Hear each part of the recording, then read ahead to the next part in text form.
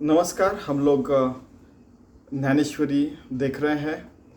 Last time हमने 71वां श्लोक देखा था, ओवी देखी थी अध्याय पहला में, कि कैसे भगवान शंकर कह रहे हैं भवानी माता से कि हर रोज़ मैं गीता का एक श्लोक देखता हूँ और उसका हर रोज़ नया ही मीनिंग मुझे समझ में आता है, अर्थ समझ में आता है। और वो इतना गहन है कि हर रोज़ नया नया अर्थ तो समझ में आ रहा है, लेकिन वो इतना गहन और अमर्याद है कि आपके जैसे मुझे अनंत दिख रहा है वो अर्थ। आज 72वां श्लोक। हा वेदार्थ 72वी ओवी। हा वेदार्थ सागरू ज्या निद्रिताचा गुरु तो स्वये सर्वेश्वरी प्रत्यक्ष अनुवादाला। ये जो है वेदांत जो है, वेदार्थ जो है सागर के समान है। और भगवान जैसे अपने योग निद्रा में सोए हैं और उनकी निद्रा में जो जैसे स्वप्न आ रहा है उसके समान ये सारा संसार है। और उसमें भी जो प्लान किया है सारी चीज़ें वो भगवान ने गीता में बताई है। और अगर निद्रा में स्वप्न में सारा मीनिंग बताया है तो वो उसका मीनिंग है, तो असली में अगर भगवान जाग जाए तो उसका मीनिंग कितना और गहन हो जाएगा। यानी देखिए, लिखने की कला देखिए आप। जो भगवान श्री कृष्ण ने बताया वो कह रहे हैं, आप सुन रहे हैं, और वो कितना गहन हो सकता है। निद्रा में भी कोई अगर अपने योग निद्रा में भी अगर कोई कुछ कह रहा है तो वो भी मीनिंगफुल है। अगर वो जाग जाते और बताते तो वो कितना और मीनिंगफुल होगा। ये ज्ञानेश्वर महाराज ही लिख सकते इतना गहन। देखिए आप,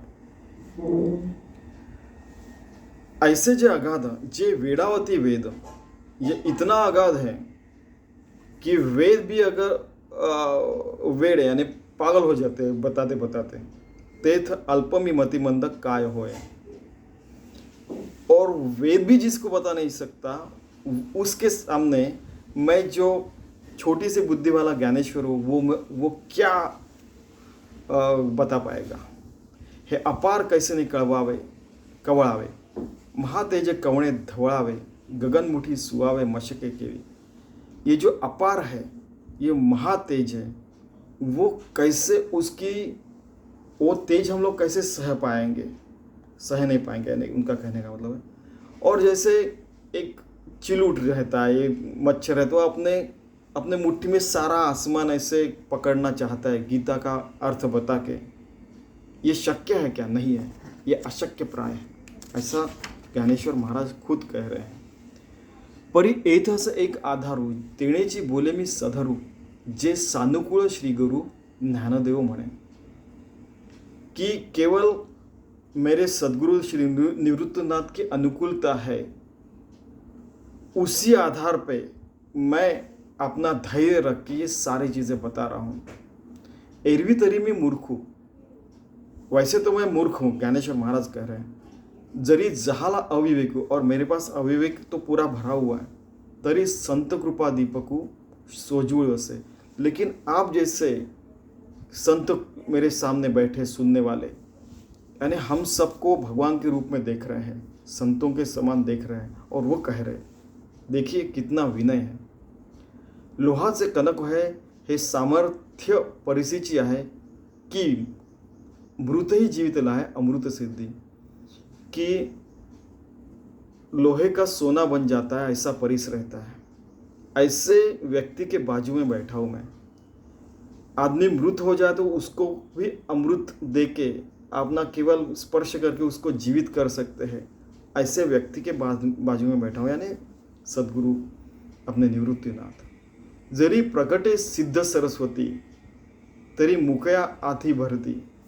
मीन्स मूक आदमी जो रहता है, अगर सरस्वती माता प्रसन्न होने का वो भी बोल सकेगा। एक वस्तु सामर्थ्य शक्ति नवल का है, वैसा मैं बोलने वाला हूँ, तो वो उनका ही सामर्थ्य है, मेरे सदगुरु का। उसमें नवल क्या है, यानी उसमें क्या अचंबा करने की क्या बात है। ज्या ते कामधेनु माय तयासी अप्राप्य काही आहे, म्हणून मी प्रवारतोलाय ग्रंथी है। कामधेनु मेरे बाजू में बैठी है, जो सबकी इच्छा पूरी करते हैं, सदगुरु निवृत्तिनाथ। फिर मेरे को क्या ऐसी क्या चीज़ें जो अप्राप्य है, जो मैं प्राप्त नहीं कर सकता। इसीलिए मैं इस ग्रंथ का विवेचन करने वाला हूँ और आप सुनने वाले हैं साधु संत भगवान के प्रतीक हो। और मेरी विनंती है कि आप ये सुनिए, ठीक है। तेरी न्यूनते पूरे करावे, अगर मैं कुछ उसमें कुछ कमी रहती तो उसको पूरा कीजिए। अधिकते सरते, जो मैं आगे ज़्यादा बोल जाता हूँ, आप उसको हाइपर बोल कहेंगे कि बहुत ज़्यादा बोल गया है, तो उसको आप समझ लीजिए और कम कर लीजिए और उसका मतितार्थ समझ लीजिए। करुणी घेवाय तुमते विनोते, ऐसे कि मुझे आप में से करवा लीजिए, मैं आपसे विनंती करता हूँ। आता देई जो अवधान, तुम्ही बोलवेला मी बोले न तैसे चेष्ट सूत्राधीन दारू यंत्र। अभी आप लोग इसके ऊपर ध्यान दीजिए। आप मुझे बोलने को लगा रहे हैं, आप मुझे प्रोत्साहित कर रहे हैं, इसलिए मैं बोलने वाला हूँ। जैसे सूत्राधीन दारू यंत्र ने वो कठपुतली रहती है, वो चलाने वाला जो कठपुतली चलाने वाला रहता है, वैसे आप मुझे चलाने वाले हैं।